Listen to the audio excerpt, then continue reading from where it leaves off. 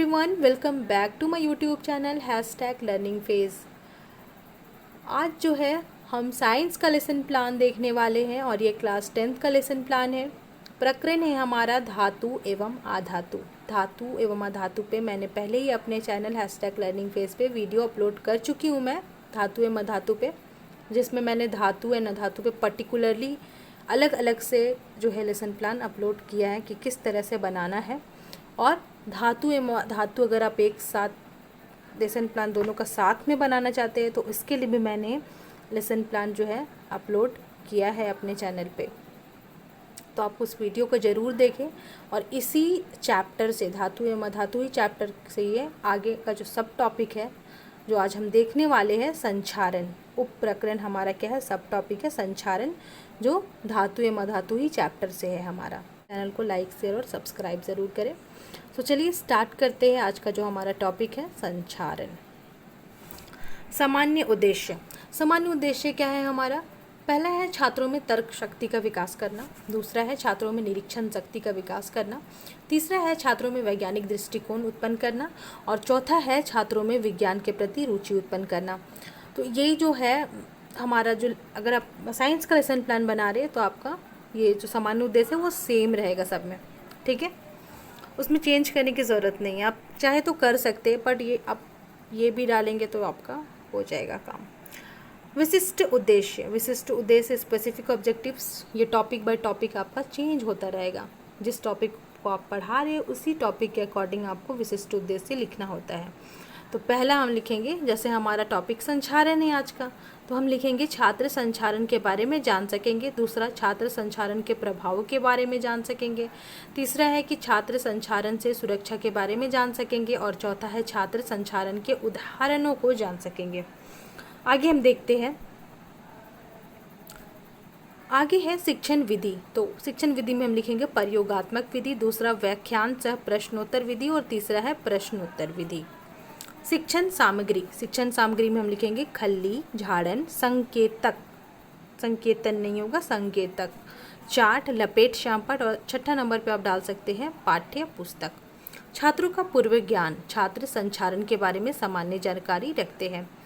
अगर हम संचारण के बारे में जाने तो संचारण को हम सामान्य भाषा में क्या कर सकते हैं, लोहे में जंग लगना क्या कहलाता है, संचारण कहलाता है, ठीक है। प्रस्तावना प्रश्न। प्रस्तावना प्रश्न इंट्रोडक्टरी क्वेश्चन, जो कि लेसन प्लान में काफ़ी इंपॉर्टेंट होता है कि हमें अब जो टॉपिक हमारा सब टॉपिक होता है उसे हमें डायरेक्टली क्लास में अपने ही बताना होता है कि हाँ आज हम लोग ये टॉपिक पढ़ने वाले। हमें छात्री या छात्राओं से ही इस जो अपना टॉपिक है उसको निकलवाना होता है। तो हम किस तरह से प्रस्तावना प्रश्न पूछेंगे कि ये जो हमारा सब टॉपिक है संचारण वो निकल जाए। तो आइए देखते हैं। पहले हम 3 कॉलम बनाएंगे, क्रम संख्या, छात्र अध्यापक क्रियाशीलन और छात्र संभावित उत्तर। पहला हम क्वेश्चन पूछेंगे कि ट्रेन, ठीक है, ट्रेन, बस और रेल की पटरी इत्यादि किससे बनी होती है? तो किससे बनी होती है? लोहे से बनी होती है। लोहे को जब हम खुले में छोड़ते हैं तो लोहा में क्या होता है, क्या लगता है? इस तरह से आप पूछ सकते हैं। तो क्या होता है, लोहे में जंग लग जाता है।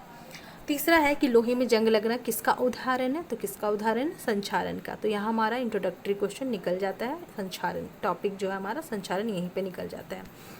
अब हम उद्देश्य कथन लिखेंगे। उद्देश्य कथन में लिखेंगे कि बच्चों या छात्रों, आज हम लोग संचारण के बारे में विस्तार से अध्ययन करेंगे।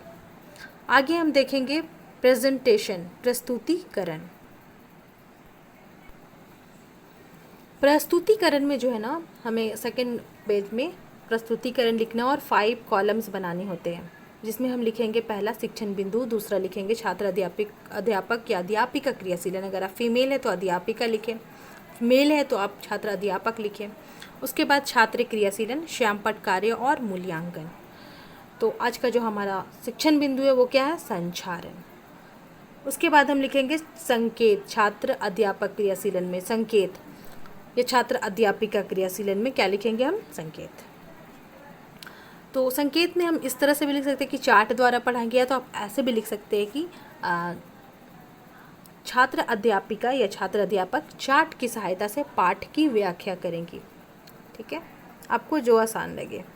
उसके बाद एक चार्ट, छोटा सा आपको एक चार्ट चिपकाना है, ठीक है, उसमें कुछ उसमें दिखाना है संचारण से रिलेटेड ड्राइंग बना के, ठीक है। उसके बाद व्याख्या में हम लिखेंगे जब कोई धातु वायुमंडल या ऑक्सीजन के संपर्क में आता है तो उस धातु का ऑक्सीजन के साथ अभिक्रिया होने के कारण उस पर परत दर परत नष्ट होने लगता है, ठीक है। उसका परत दर परत क्या होता है, नष्ट होने लगता है। अतः धातु का परत दर परत नष्ट होने की प्रक्रिया संचारण कहलाती है। संचारण से सुरक्षा, संचारण से निवारण कैसे कर सकते हैं? पहला है पेंट करके, दूसरा है तेल लगाकर, तीसरा है ग्रीस लगाकर और चौथा है यशद लेपन करके, रसद लेपन विधि द्वारा, पांचवा है क्रोमियम लेपन और छठवां है एनोडीकरण या मिश्र धातु बनाकर। किसी धातु के सतह पर जिंक, जिसे हम जस्ता कहते हैं, का परत चढ़ाना यशद लेपन कहलाता है। जैसे साइकिल का हैंडल जो धातु का बना होता है उसमें जिंक का परत चढ़ाया जाता है। यशद लेपन विधि द्वारा धातुओं को संचारण से बचाया जा सकता है। आगे हम लिखेंगे छात्र क्रियाशीलन। तो छात्र क्रियाशीलन, तो छात्र जब आप जहाँ पे चार्ट बनाएंगे उसके जस्ट बगल में लिखिएगा कि छात्र जो है छात्र अध्यापिका या अध्यापक द्वारा बनाई गई चार्ट को ध्यानपूर्वक देखेंगे और समझने का प्रयास करेंगे। उसके बाद जो व्याख्या है उसके जस्ट बगल में लिखिएगा कि छात्र अध्यापक द्वारा श्यामपट्ट में लिखी मुख्य बिंदु को अपनी कॉपी में लिखेंगे। यहाँ पे आप ये भी लिख सकते हैं आगे कि छात्र अध्यापिका या अध्यापक द्वारा बताई गई बातों को ध्यानपूर्वक सुनेंगे और समझने का प्रयास करेंगे। अंडरस्टूड। आगे चलिए हम देखते हैं श्यामपट्ट कार्य में आज का जो हमारा टॉपिक है संचारण, हम अच्छे से हेडिंग लिखेंगे। उसके बाद लिखेंगे जब कोई धातु ऑक्सीजन के संपर्क में आता है और धात्विक ऑक्साइड का निर्माण करता है जिससे धातु में एक विशेष प्रकार का परत चढ़ जाता है जिससे वह धातु धीरे धीरे नष्ट होने लगता है। इस प्रक्रिया को संचारण कहते हैं। जैसे लोहे में जंग लगना इत्यादि। संचारण से धातु को बचाने के लिए धातु को पेंट किया जाता है, तेल लगाया जाता है, ग्रीस लगाया जाता है और इत्यादि तरीकों से संचारण को रोका जा सकता है।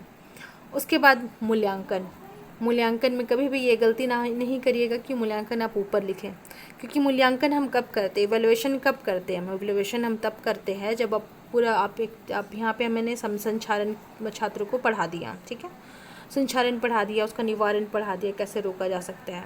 अब हम उसके बाद छात्रों को क्या करेंगे, उनको समझ में आया या नहीं आया ये जानने के लिए हम उनका जांच करेंगे, मूल्यांकन करेंगे उनका। इसीलिए मूल्यांकन हमेशा नीचे लिखा जाता है।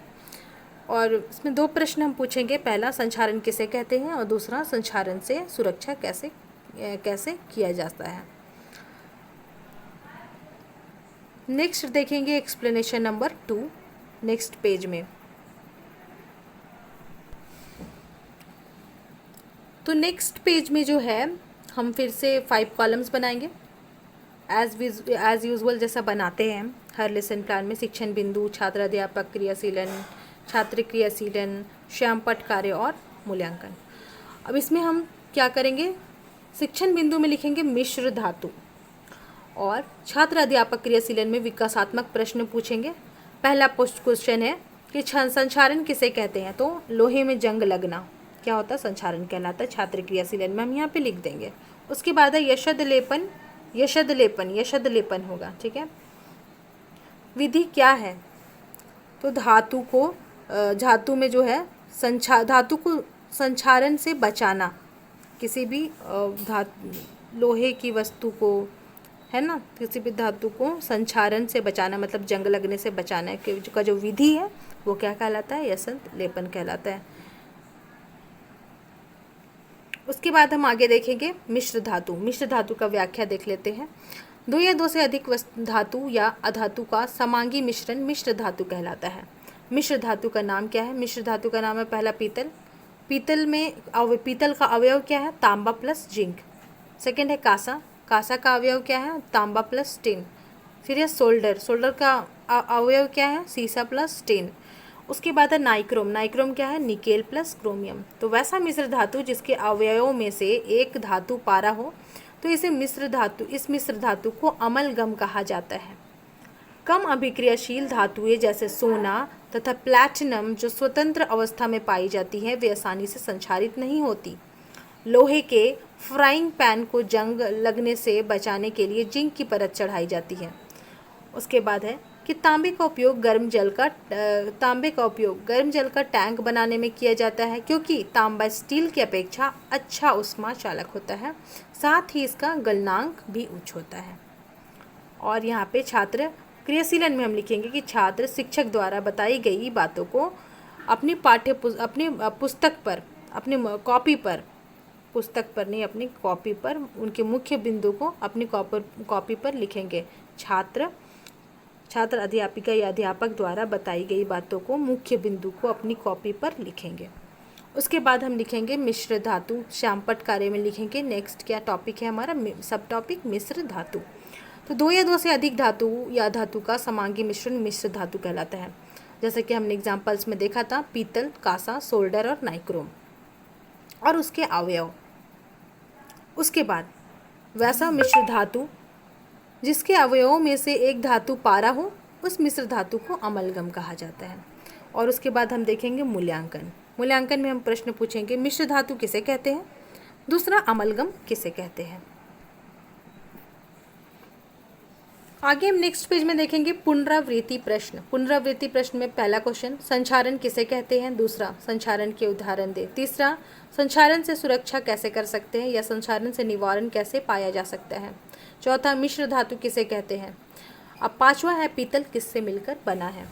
और गृह कार्य में पहला हो जाएगा कांसा किन अवयवों से मिलकर बना है और दूसरा मिश्र धातु किसे कहते हैं। तो यहाँ पे जो हमारा लेसन प्लान है संचारण का वो यहीं पे एंड होता है।